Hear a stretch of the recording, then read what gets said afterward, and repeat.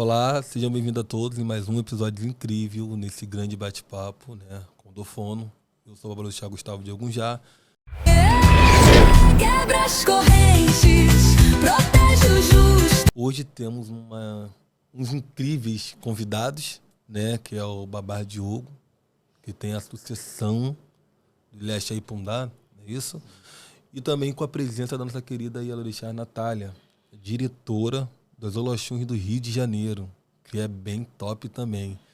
E aí, me diz vocês, sejam bem-vindos a esse Obrigado. grande bate-papo. Obrigada. Sintam-se em casa e sintam-se à vontade. Obrigado. Começando com o Babá Diogo, se apresente e me fala um pouquinho sobre o senhor. Sou Babalorixá Diogo de Logun Edé, filho de Babá Mauro de Oxum. Me iniciei com ele quando ele ainda não estava, né, lá na casa que a gente hoje fica sitiado. Ele axé Oxum Emipondá, ele é Laquetu axé Oxum Emipondá. A minha trajetória no santo se inicia efetivamente com ele, com a iniciação, mas porém eu tive uma vivência anterior com a minha mãe, que minha mãe sempre teve muito problema de santo, né? Eu era pequeno e a minha mãe sempre frequentava terreiros para se cuidar, né? Eu sempre lembro que ela sempre teve muita cobrança, né, de orixá, assim, né? Cobrança que a gente fala é a necessidade de se iniciar para que os caminhos delas fossem melhores, assim, né? E ela não conseguia se iniciar porque minha avó não concordava. O meu avô, que era a única pessoa mais próxima a ela que tinha esse contato com o candomblé, também já não frequentava mais, né? Ele era de Xangô. E então minha mãe meio que se via sozinha nesse caminho da espiritualidade e não conseguia concretizar a iniciação dela. Então eu andava muito com ela nos terreiros que ela frequentava. Eu tenho essas memórias até hoje, de estar com ela no terreiro, de brincar no terreiro com outras crianças que lá estavam, né? A gente frequentou durante muito tempo o terreiro da mãe Cira, né, que fica ali no Valqueire, na Vila Valqueire. Não sei se o terreiro dela ainda existe, deve existir ainda lá. Ela ia muito lá. Eu lembro de dormir nos candomblés, passar a noite toda lá, dormir do lado do atabaque, criança no sofazinho assim jogado. Mas a minha infância, depois de um determinado tempo, eu entrei para a igreja, né? Entrei para a igreja Mormon, fiquei até meus 16 anos, quando eu entendi que aquilo ali não era para mim. E um ano depois eu conheci o Babá Mauro, né? Até então ele ainda não era o meu Babalorixá. E ali ele se tornou, né? Com o passar do tempo, ele se tornou meu Babalorixá e me iniciou, né? Meu barco tinha 4 iaôs. Era eu, de Logun Edé, meu Dofanitinho de Yansan, de Oiá, minha Fomo de Oiá e o meu Fomutinho de Iemanjá. Ele já tinha iniciado uma Iaô, que é a Gisele, que é a rumbona dele, e tinha confirmado 2 Equedes.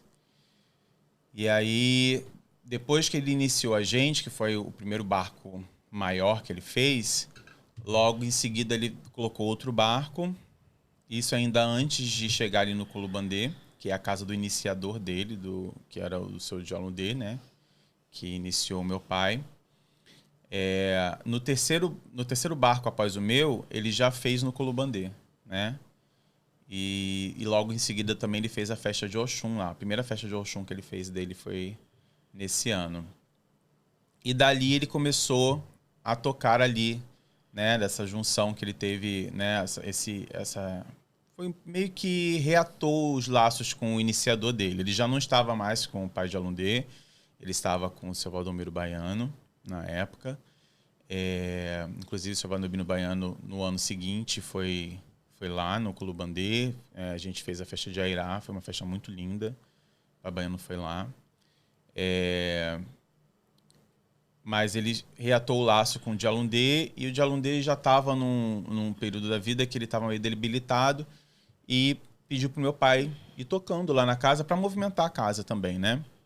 Porque eu acredito que todo Babalorixá luta muito para construir a sua casa, né? A gente não tem uma ajuda, né? A gente não tem um subsídio que ajude a gente a construir a casa. A gente tem que construir a casa com o nosso suor, com a nossa labuta, com o nosso trabalho, né? Com o nosso jogo de búzio, né? Cuidando das pessoas. Então é muito sacrificante você edificar uma casa de candomblé. E quando você dedica a sua vida, a sua vitalidade, a sua saúde para construir uma casa, você quer que aquela casa perdure. Nada melhor do que você construir algo que vai ficar para a posteridade. É muito triste a gente ver um babalorixá, uma ialorixá dedicar sua vida para construir um legado e esse legado morrer, né? Então, acho que o pensamento do Dialundeira, botar meu pai para tocar aquela casa, era justamente esse. De fazer com que tudo aquilo que ele investiu da vida dele, que ele era funcionário público, né?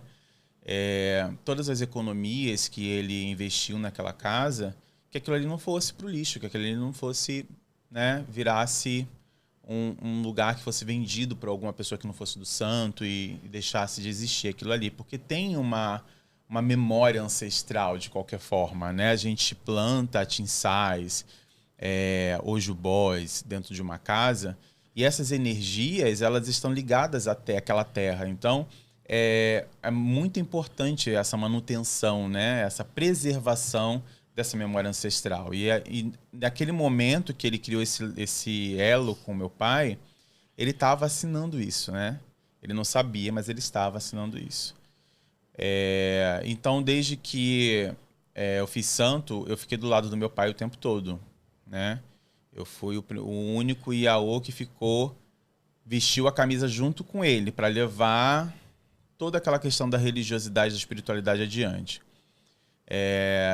E nisso foram mais de 20 anos do lado dele, foram muitas histórias, né? Foi muita luta, muito trabalho, muita noite mal dormida, né?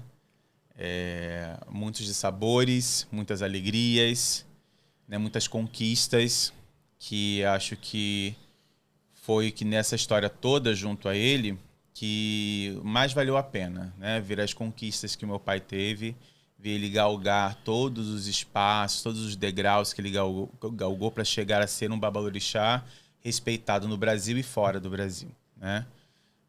E não foi do nada, né? Houve uma história, né? Houve um pioneirismo, inclusive em questões de redes sociais, né? Houve também, né, como eu falei, muito de sabor, né? Porque a gente foi muito atacado na época, quando meu pai começou a divulgar a religião nas redes sociais, no YouTube, na época, colocando candomblés, cantando cantigas, né? Para hoje, isso está difundido na nossa religião, né? Tem pessoas que vivem, inclusive, de divulgar a religião em rede social, né? E pensar que lá atrás, quando eu era Iaô ainda, né? Fazer isso era sinônimo de você ser atacado, e hoje a gente está deliberadamente colocando candomblés no YouTube, no Instagram, no TikTok, né? E ter uma devolutiva positiva sobre isso é um avanço, né? Porque a gente vive uma religião que se fala muito de no meu tempo, né? Mas, assim como Mãe Estela disse, o nosso tempo é agora, né? Se a gente não acompanha o nosso tempo, a gente perde a majestade, né? Madonna, ela foi nomeada Rainha do Pop em 1980. São mais de 40 anos sem perder a majestade, porque ela acompanhou o tempo dela. Ela viu as inovações surgirem e ela acoplou as inovações ao trabalho dela, à vivência dela, à experiência dela. Lógico que a gente não pode perder a essência e a identidade do nosso culto, da nossa religião, mas a gente precisa abrir as portas para a tecnologia, né, para o avanço social, as ideias, né, que surgem, né, das desconstruções, né, das questões não somente sociais, mas também as questões de saúde pública, né, as questões de biossegurança, que é muito importante. Eu, como cirurgião dentista, eu bato muito nessa tecla, né, da questão da nossa religiosidade e a segurança com a saúde, né? Porque a gente vive um culto muito rudimentar, onde a gente às vezes se expõe muito, né? A anticorpos, expõe nossos anticorpos a micro-organismos que o nosso corpo não está preparado para receber. Então, tem que haver uma abertura para que haja diálogo sobre ideias, sobre os avanços e descobertas em paralelo à ciência, ao desenvolvimento social, ao desenvolvimento político, né? A nossa religião precisa estar mais presente na política. A gente precisa levar informação e também trazer essas informações para a nossa sociedade candomblessista do que a gente tem direito também, né? A gente sempre viveu muito à margem. A gente sempre viveu muito sem acesso a tudo, né? Tem pessoas que são contra os acadêmicos, né, debaterem ideias de religiosidade, mas eu acho importante. Lógico que a gente não precisa perder a essência, né? Tem coisas que a gente precisa realmente manter, mas tem coisas que a gente precisa parar e pensar. Será que é necessário? Qual é será que isso vai tirar alguma coisa da identidade do culto? Será que isso vai ferir a liturgia, né? Então precisa-se ter esses pensamentos, e meu pai falava muito sobre isso. Meu pai falava sobre questões de saúde, sobre questões sociais, de transexualidade, né, de apoio à questão de causas raciais, causas do povo LGBTQIA+, questões políticas de legalização de terreiros, né? São muitas pautas importantes que meu pai levantava e que isso se tornou um legado, né? Através da confraria, através do nosso axé, do Axé Oxum Yami Pondá, através do Prêmio Alodê e, por último, também o Presente de Iemanjá. Era o palco, né, das falas dele, eram esses projetos. E esse é o legado que eu levo hoje, que é um legado extenso, é um legado desafiador, né? Porque meu pai, ele era um cometa, assim, né? Ele passava e ia arrastando, né, todo mundo, né? Então eu sei que são proporções diferentes, mas aos poucos a gente vai mantendo aí essa memória viva e mantendo aí todo esse trabalho sem se perder, sem se deixar esse trabalho ruir e cair no esquecimento. Olha, eu achei bonito a forma que você trouxe essa mensagem. E acredite, você está em um lugar que foi merecido. Achei. Parabéns. Nunca mude essa forma de pensar, né? Porque se você está nesse lugar, né, é porque foi confiado. Sim. A nunca deixar morrer aquilo que está prescrito em nossa vida espiritual. Parabéns por isso, tá? Obrigado. E vamos, né, para a Natália, diretora. Nossa, olha. Gostei, é do Rio. Do Rio de Janeiro. Do Rio, muito bom. Vamos falar um pouquinho sobre você, me conta. Então, Quem é a Natália? olha. Então, traz esse brilho maravilhoso. Então, eu sou a 4ª geração de mulheres de axé da minha família. Mãe, avó, bisavó, tataravó. Eu nasci no terreiro de Umbanda, de Candomblé.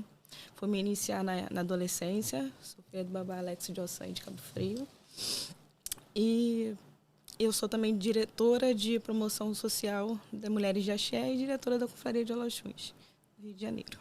A confraria foi um presente para mim. O Babá Mauro sempre foi um amigo muito querido. Eu conhecia mais eles em candomblés, ele visita a casa do meu pai, do meu babá Lorixá. Mas nós estreitamos muitos laços com a Confraria de Oloxuns. Na confraria nós conhecemos pessoas que a gente às vezes nem imaginava que ia conhecer. Nós temos todo um trabalho de acolhimento, fortalecemos laços. Então, assim, o babá chegou como um presente da confraria para mim mesmo, entendeu? De desabafar, de conversar. A gente acompanha a luta que ele tinha para poder tornar tudo isso possível, porque a gente vê encontros maravilhosos, pessoas muito bem vestidas, mas quem olha de fora não sabe a correria que é nos bastidores.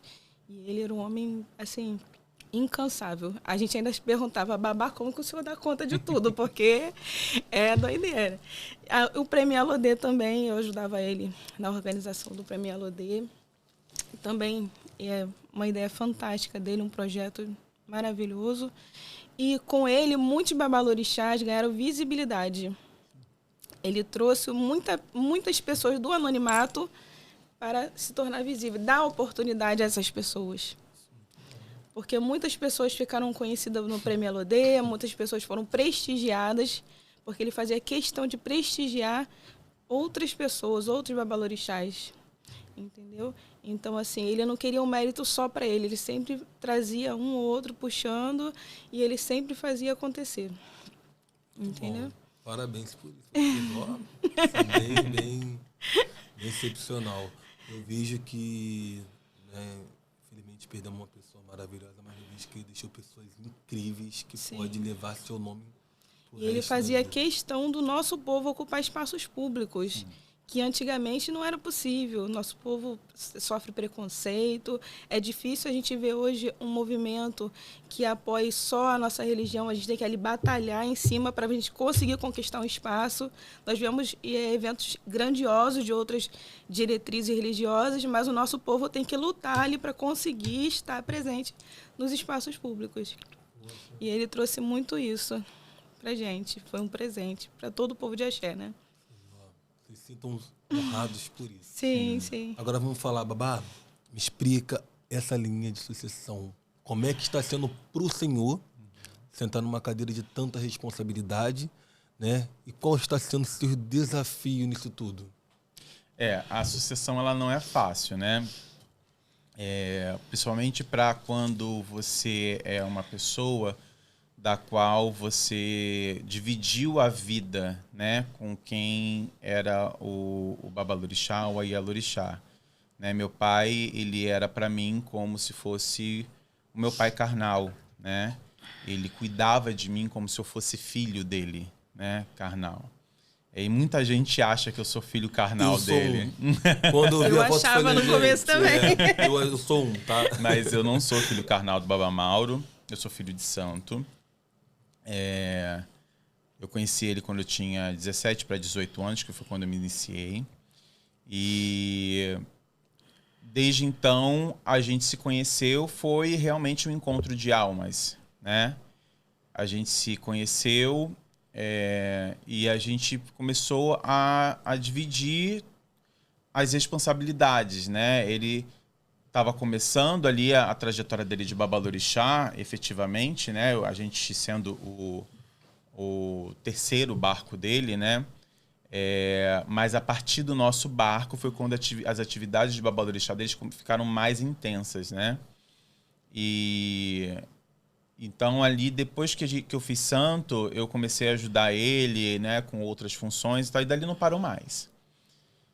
E cada vez foi ficando, a demanda foi crescendo, né, à medida do tempo. Lógico que outras pessoas se agregaram, né, na família, outras pessoas entraram para o axé e ajudaram o axé a chegar, né, em alguns patamares.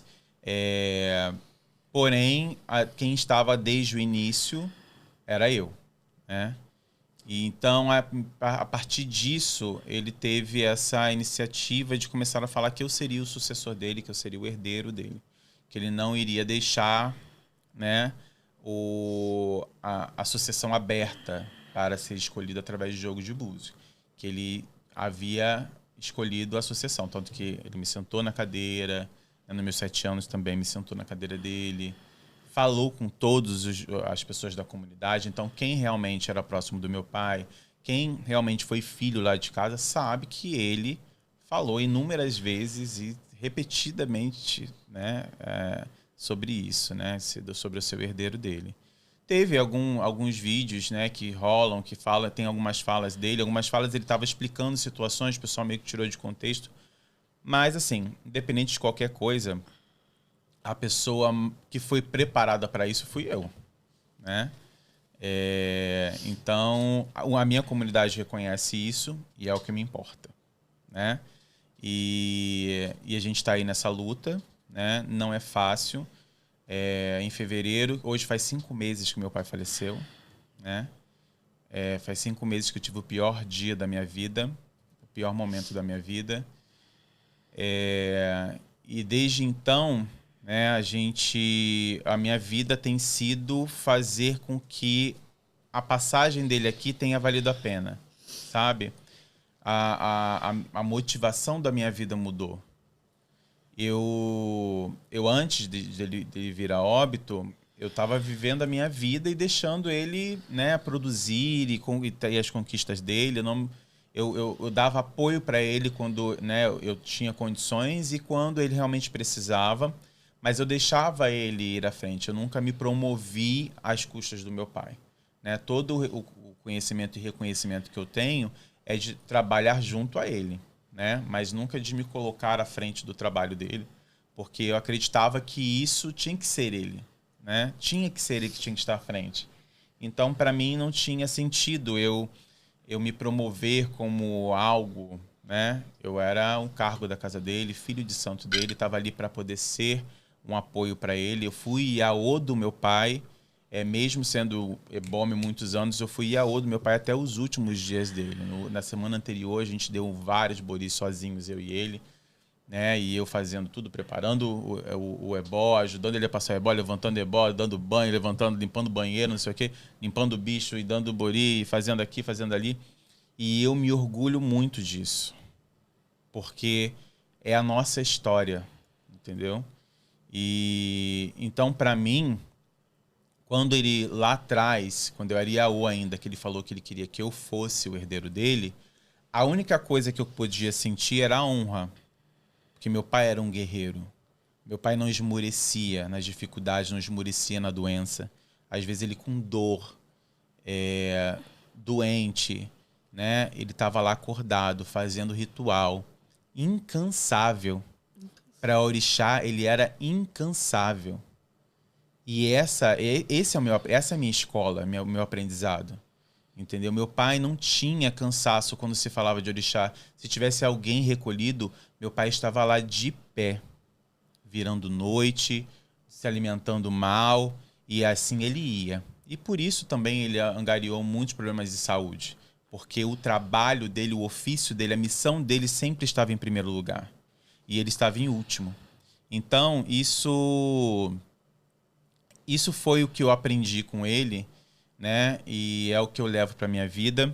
Eu encontro muitas dificuldades, lógico, né, na sucessão, porque as pessoas estão acostumadas com uma pessoa, né, cuidando de você, fazendo as coisas do jeito dela, e de repente essa pessoa não está mais ali, né? Todo mundo está passando por um luto, todo mundo teve uma perda, de uma certa forma. Os amigos, os filhos, né? Todo mundo.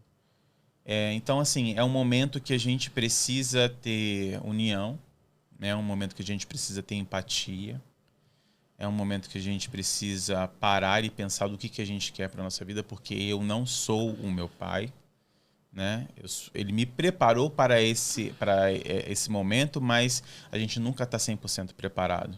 Então, a gente tem ali... o candomblé ele não deixa a gente viver luto, né? O candomblé... você tem que começar a agir, a procurar, a ver daqui quem vai fazer as coisas, e vai fazer as coisas tem que ver o sepultamento, aí do sepultamento tem que voltar para casa, tem que arriar a cuia, tem que fazer o axixê, e daqui a pouco, um mês depois já tem axixê de novo, e daqui a pouco 3 meses tem axixê de novo, e não para. E não para, você não tem tempo para você parar e ficar olhando para o nada assim, tentando entender o que aconteceu. Principalmente no caso do meu pai, que foi uma forma repentina, né? Meu pai teve um mal súbito. Ele me deixou em Niterói, que eu trabalho com carnaval, né? Ele me deixou em Niterói, que eu tinha várias demandas do carnaval para fazer. Eu me despedi dele, ele entrou no carro para poder voltar para São Paulo. 1 hora depois eu ligo dizendo que ele tinha passado mal e tinha partido. Então foi muito rápido. Uma pessoa identificou ele no hospital, que era enfermeiro, estava lá, e acabou vazando a informação. Então as pessoas, antes de eu estar processando a informação, antes da gente até ter tido, né, a informação oficial do óbito pela equipe do hospital, a notícia já estava se espalhando. Então foi uma situação extremamente estressante, complicada, e a gente não teve tempo, eu não tive tempo de processar tudo, porque eu tive que, na hora, eu já tive que pensar em quem ia fazer, tive que pedir, né, resolver as situações, e tá assim até hoje, praticamente, né? Eu não tive, a gente, é aquela coisa, a gente vai fazendo e vai chorando, né? Porque não dá, o candomblé não dá tempo da gente parar para pensar nisso. Eu acho que isso é até proposital, né? Porque enquanto você está fazendo o ritual para aquela pessoa, é como se você não conseguisse... Conforto, né? É como se você não conseguisse conceber que aquela pessoa não está mais ali, porque você sente a presença, você sente a energia, você está se dedicando para aquela pessoa, né? Você só não tem a presença física, mas você tem tudo que envolve a pessoa ali, né? Então, ao mesmo tempo que é muito difícil, ajuda muito a gente esse processo, né? Só que nem todo mundo é aberto a isso. A gente sabe que no candomblé a informação, a oralidade, ela teve as suas falhas, teve suas manipulações, né? Muita gente tem medo de um ritual que é tão bonito, que é o axixê. A gente tem medo das questões pós-mortem, e são rituais lindos, né? São rituais necessários e que fazem parte da nossa liturgia, né? Existem questões históricas que explicam por que esse tabu, né, que se criou, mas não deveria ter, porque é necessário. E aí, nessas questões, né, desses tabus que se criam, nesses medos desnecessários que as pessoas criam, a gente acaba tendo alguns problemas de afastamento, a gente não consegue tocar todo mundo, né, que era da comunidade. E só que o que eu aprendi, né, muito em relação a isso é que a gente não pode forçar a barra, né? Tem que ser paciente, tem que deixar as pessoas também terem um tempo delas de absorver as informações, de absorver as questões, né, a questão de luto mesmo, né? E mesmo com essas adversidades, essas dificuldades, a gente vai seguindo em frente, né? Vai fazendo as coisas que têm que ser feitas. Tudo que eu faço é mediante a consultar o oráculo, ver o que o meu ancestral queria que eu fizesse. Algumas pessoas acabam ficando muito afastadas, não entendem uma coisa ou outra, mas isso são coisas que só são esclarecidas quando há ali uma interação, uma conversa, né? E eu sou aberto para todo mundo da minha comunidade a conversar, a vir perguntar, quem quiser saber o que está sendo feito, o que vai ser feito. Eu não escondo nada da minha comunidade, mas tem que haver a comunicação, né? A comunicação é muito necessária. Importante para tudo. Né? E Baba Mauro foi marcado por muitas rezas bonitas, Sim. lindas as rezas, né? Até hoje. A esposa é uma, tá? Uhum. Arrumando casa, até hoje ela vai lá e coloca. Tem aquele vídeo que tá no axé, que ele tá rezando, cantando, né? Cantigas também de ori, lindas. Sim. Esposa, de verdade, ela tá arrumando lá e ela escuta até hoje. Ela chorou muito quando soube da perca. E o senhor, quando tá nesse momento, o que faz o senhor tocar profundamente para si, aquele seu momento, que nós, por mais que perdemos uma pessoa, estamos cumprindo nossa missão, mas chega aquele momento assim, poxa, o que eu poderia, preciso do senhor nesse momento, o que o senhor me falaria? O que o senhor lembra, o que o senhor traz para o senhor nesse momento? Olha, meu pai, uma das rituais mais bonitos da minha casa, sem modéstia nenhuma, é o ritual de bori, né? Meu pai gostava muito de cantar bori. Era um dos rituais que ele mais gostava de fazer e que se fazia incessantemente lá em casa, né? Às vezes tinha função, era 300 boris numa função só. Acabava um bori e iniciava o outro. E o ritual de bori tem rezas muito bonitas, né? Tem duas rezas. Uma que meu pai adorava cantar e uma que eu adorava ouvir ele cantando. A primeira que eu vou cantar é uma reza muito bonita. É uma reza que eu sempre digo para os meus filhos que eles devem cantar sempre que eles sentem que a cabeça dele está fraca, né? Que quando o nosso Oriodê está sendo afetado pelas adversidades da vida, né? e que a gente se encontra estressado, esgotado, tem uma reza de Ori que fala, né, que pede para que nossa cabeça acorde feliz, né? E a gente faz um gesto também com ela, que ela é assim, ó. Adjala Ori, Ori leua leua leua, Adjala Ori, Ori leua leua leua, Mopo é in, ela é do mare. A Ori é cu, Mopo é in, ela é do mare. A Ori é cu orum, é cu o chupá, é cu o ojo, ojo bori le, ire ori odi, odi ire ori odi, odi ire ori. Eu acho essa reza linda, linda. E a tradução dela também é maravilhosa. E tem uma reza que meu pai gostava muito de cantar, que ela é assim... Apere ori ori apere le seco de de apere ori apere ori le seco de lesse orixá. Ele adorava cantar essa cantiga. Se quiser continuar, eu tô aqui. Amor, consegui, amor. Já deixa registrado E aí, nela. deixa já registrado lá, pelo amor de Deus. Eu acho as cantigas de Bori muito lindas, muito lindas. E as traduções também são maravilhosas, né? Que são cantigas que pedem para, por exemplo, essa Adjala Ori, né? Que o Adjala é o grande moldador das cabeças, né? E ele fala, Ori leu, aleu, aleu. A Ori é linda, linda, linda. Minha cabeça é linda, né? Então, a gente precisa olhar para a gente, né? A gente precisa entender que a gente tem uma máquina perfeita que se chama a nossa cabeça, né? Que a nossa cabeça, Oriodê, ela é composição não somente da cabeça física, que tem muitas estruturas físicas que são, se você for parar para analisar, são inexplicáveis a forma que o nosso corpo funciona. O nosso cérebro, até hoje, o ser humano não conseguiu destrinchar o nosso cérebro. Saber como é que funcionam exatamente as questões do pensamento, da psique. Né? Com tantos estudos, a gente não consegue alcançar fisicamente nossos pensamentos, nossos sonhos. A gente sabe como funciona uma sinapse, né, de um neurônio. A gente sabe como é que fisicamente o nosso corpo funciona em relação ao cérebro e à cabeça, mas em relação à mente, em relação à memória, isso ainda é uma incógnita, né? É onde a gente precisa identificar que a gente tem algo incrível, que é a nossa cabeça, e a gente precisa cuidar muito dela, né? Cuidar tanto de Ori Inu, que é a parte espiritual, como de Ori Odê, que é a parte física.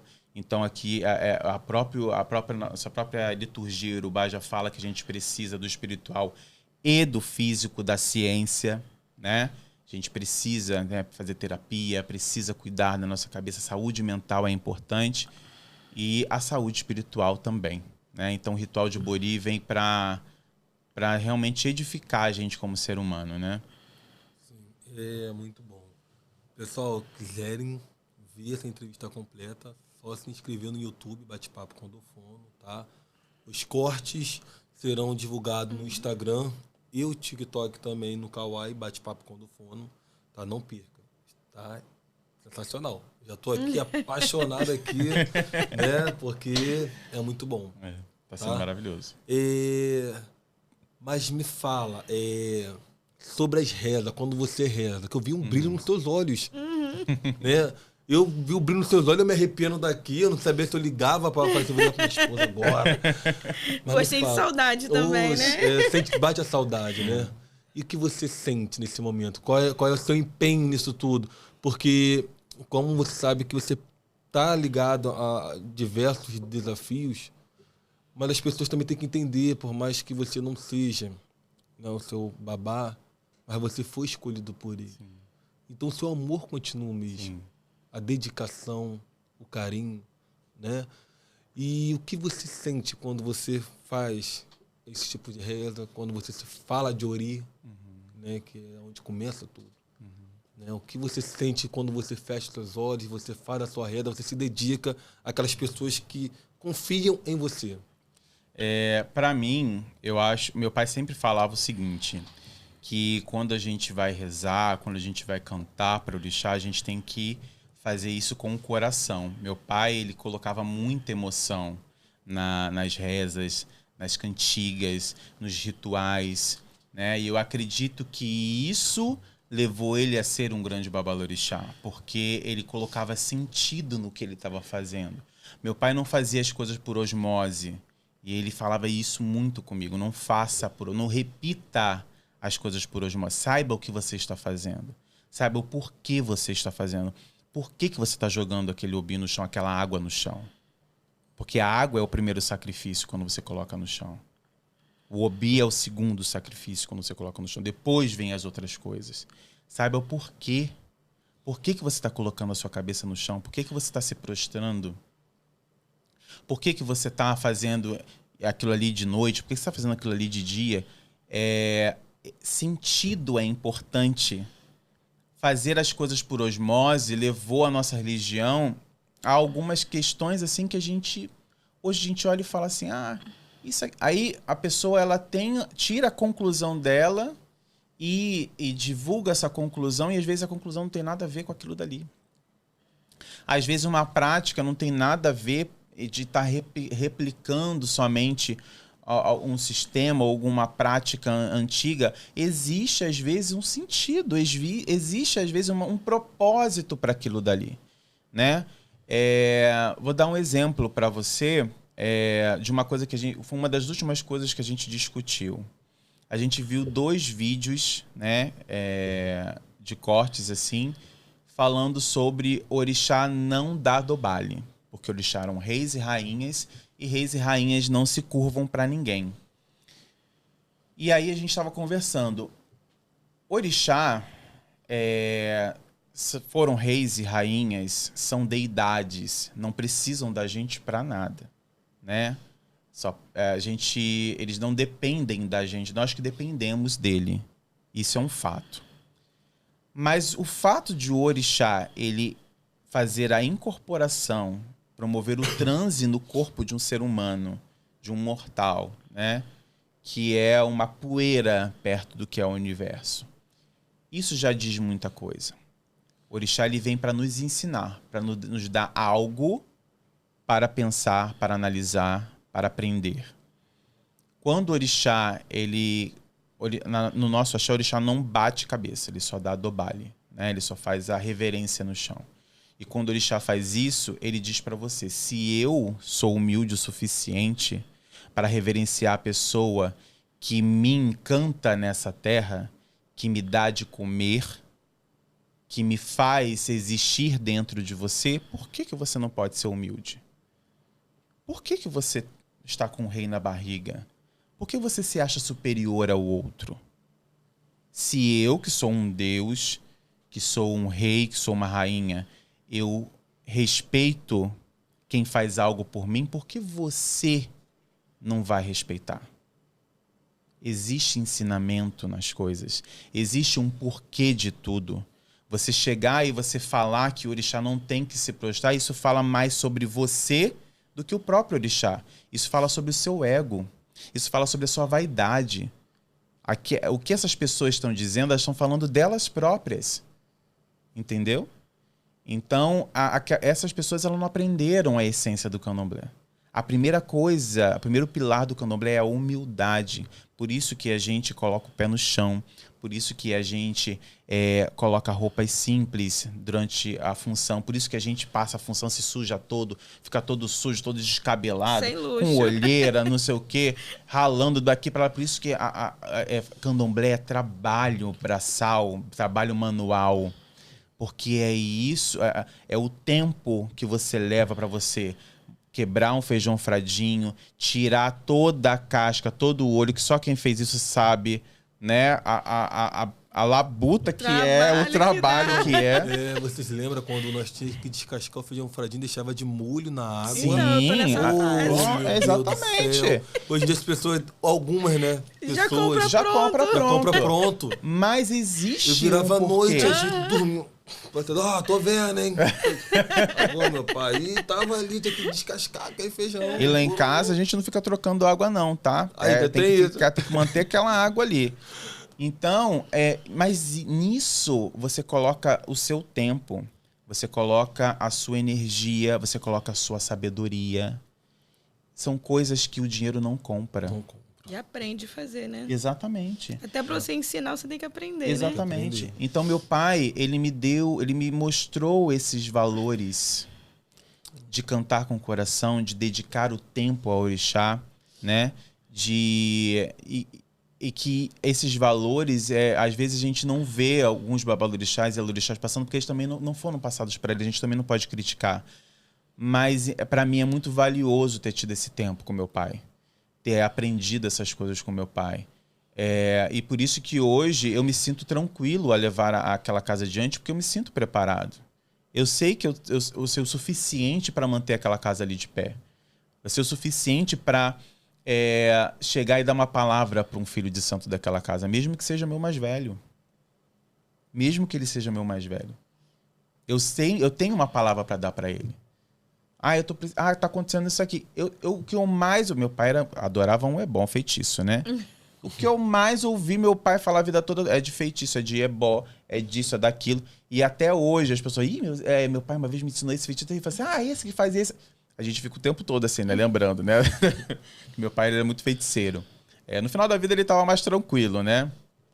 Mas quando ele era mais novo, ele era... Entendeu? É muito bonito, gratificante que você está trazendo esse legado, tá? O que eu vou falar para você é uma palavra do fundo do meu coração, tá? Não desista. Mesmo que a barreira seja grande, meio que coloque bastante barricada. Mas nada é impossível quando o orixá está do nosso lado. Verdade. Tá? Continua assim. E vamos lá, Natália, porque a Natália é minha vizinha do Rio de Janeiro, cara. Sobre esse projeto, qual seria o porquê, a importância dele estar acontecendo? Seu projeto sendo você como diretora da confraria, né? Qual seria a importância desse projeto para nós? A confraria começou em 2018. Nós nem imaginávamos a grandiosidade que ia se tornar. A confraria hoje está em 16 estados. 16 estados. E fora do Brasil também, nós temos a confraria da Europa. No começo, o Babá Mauro era diretor, porque antigamente só tinha do Rio de Janeiro. No ano seguinte, fundou a de São Paulo. E eu acho que uns 2 anos depois ele dividiu nos outros estados. Primeiro veio de Salvador, né? Salvador, Minas, Brasília, e aí veio Pará, Natal. E quando ele dividiu pelos estados, que ele começou a delegar funções, porque era muita coisa para ele, embora ele sempre gostou de tomar conta de tudo, de supervisionar tudo passava por ele. Ele era controlador. Sim, e tinha que ser do jeito dele. E era o jeito que dava certo e o jeito que está dando certo até hoje. Exatamente. Hoje a confraria serve de inspiração para vários coletivos e também para outras confrarias. Então a visibilidade que ganhou a confraria foi devido a muito trabalho dele. Muito. Cresçam e cresçam. Sabe por quê? Porque nós precisamos dar o nosso nome, Sim. o nosso testemunho. Porque se nós for falar do nosso antepassado, imagina a luta que passa. Os nossos antecessores passaram. Sim, e ele, com a divisão das confrarias por estado, ele começou a delegar funções. Então, nós temos diretores em outros estados, até para ajudar a administrar tudo, porque acaba sendo realmente muita coisa, entendeu? Para poder fazer, andar, levantar a bandeira, levar adiante esse legado que ele deixou para gente, né? Muito top. Pessoal, também vamos falar um pouquinho de promoção, tá? Gente, Dr. José Pilintra tá com umas roupas... Eu tô apaixonado. Maravilhoso, tá? Aconselho vocês ir lá, pesquisar tanto valores quanto qualidade, porque de qualidade, sem dúvida, eles estão arrasando. Envia pro Brasil tá? todo, né? Envia para o Brasil todo. Sim. Tá? É só seguir também pelas redes sociais do Dr. Guilherme Pilintra ou então pelo Will Sincero e vocês vão ter um desconto muito bom. E fala que veio pelo bate-papo com o Dofona. Aí tem o cupom da confraria, tá? Cupom da confraria. Imagina vocês levando 2 cupons. Descontão, Tá descontão. bom? Não esqueçam disso, tá? Babá, eu queria... Você pode realizar mais um pouquinho? Posso. Eu tô falando porque eu tô... Não, meus filhos santos, eles falam assim, ai, papai, eu gosto de ficar rezando, é porque eu gosto, é porque é um significado muito importante. Eu acho que é uma forma da gente estar ligando ao nosso sagrado, aos nossos deuses, né? Ontem eu estava numa gravação, e aí eu falo assim, poxa, como é incrível quando nós vamos num culto. Eu fui num candomblé antes de começar a seguir a tradição, e aí ninguém sabia de nada, eu tava cantando uma música lá hebraica, eu falei, o que estão falando ali? Mas daqui a pouco eu me senti tipo assim... Pô, sei lá, me deu vontade de chorar. Eu falei, vou embora, tá amarrado, não precisa. Mas depois eu pude ver a força que isso tem. Tá bom? Então pode só mais uma reza que traz pra nós. Eu vou rezar pra Lê do Mari, né? Que é uma das rezas também que a gente sempre faz, né? Que é o Senhor de todas as coisas, né? É para quem a gente cultua o orixá, para que a gente tenha também as bênçãos de Lê do Mari, né? E é mais ou menos assim. Bapué mi o luau Bapué mi o luau O chubaré maré Xalari anariu Bote um chepo elumine comanche Bote um chepo elumine comanche Pademilonâia no oluá Pademilonâia no oluá Madeu alachon, chemilalayoloni. Madeu alachon, chemilalayoloni. Pademilonâia no oluá. Pademilonâia no oluá. Nossa, é reza de Olô do Mari. Olô do Mari. A gente sempre... Meu pai rezava lá muito de manhã. Acordava a gente no roncó com essa reza. Você já imagina, né? Ah, muito... São memórias, assim, afetivas, né? Acho que o legal da nossa religião é que a gente fica recolhido, né? Naquela situação de introspecção, né? E essa questão da reza da madrugada é algo que cria uma memória muito afetiva, né? Que você repete aquilo. E aí você tem essa questão da entonação da reza, né? Naquele momento em que você está acabando de acordar. E essas rezas que soam muito como súplicas, né? Sim. Para os deuses. E acho isso muito lindo na nossa religião. São questões que a gente precisa manter, né? Que faz a nossa religião ser bonita, ser linda do jeito que ela é. E que muita gente não sabe que a gente faz isso, né? Muita gente não sabe que a gente também reza, que a gente também tem uma devoção, né, espiritual, que a gente busca evolução espiritual, porque o candomblé é muito estigmatizado. As pessoas acham que o candomblé é para fazer mal para os outros, que o candomblé é uma seita, que o candomblé cultua o diabo. Nem diabo a gente acredita, né? Que o diabo é uma criação cristã.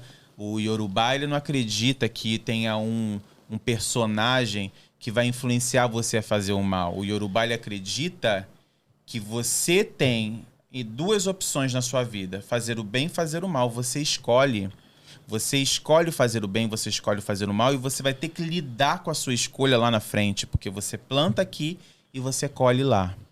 Então a gente não acredita em diabo. O diabo somos nós mesmos, né? Os nossos benfeitores somos nós, os nossos malfeitores somos nós.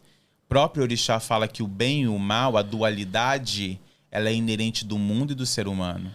Então não existe fazer uma pessoa que seja 100% mal e uma pessoa que seja 100% boa. todo mundo tem ali as suas oscilações dependendo do estímulo que vem externo, né? Porém, o estímulo vem, mas a decisão da atitude, a decisão da conduta, ela é de responsabilidade própria. Ninguém tira a reação da sua ação. Se você age, você vai ter a reação de acordo com a sua ação. E ninguém tira isso. Não tem diabo, não tem Jesus, não tem nada que tire isso de você.